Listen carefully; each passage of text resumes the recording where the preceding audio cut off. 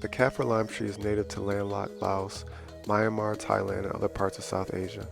Kaffir lime trees didn't find their way to the Western world until the late 1800s.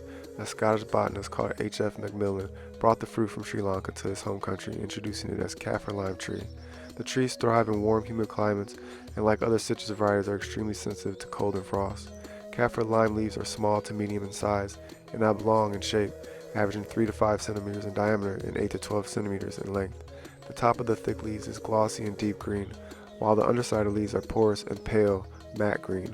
Kaffir lime leaves have a strong citrus taste and aroma that is said to be a blend of mandarin orange, lemon, and lime. As a subtropical plant, the Kaffir lime trees didn't do best in full sun. While they need water to thrive, too much can do more harm than good.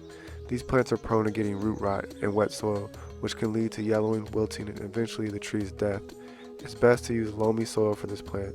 A mixture of sand, silt, and clay allows the water to trickle through quickly and freely. Citrus trees, like a lot of fruit trees, fall prey to insects very easily. Marigolds, petunias, and borage drive away bad insects. Nasturtium draws aphids to it and away from your citrus trees. Yarrow, dill, and fennel attract lacewings and ladybugs, which feed on aphids.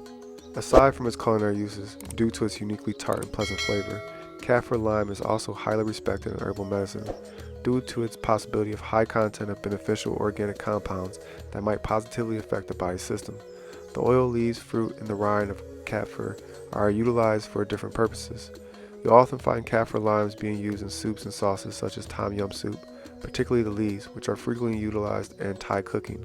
The leaves and rind are so powerful, however, that they can often overwhelm the flavor of the dish.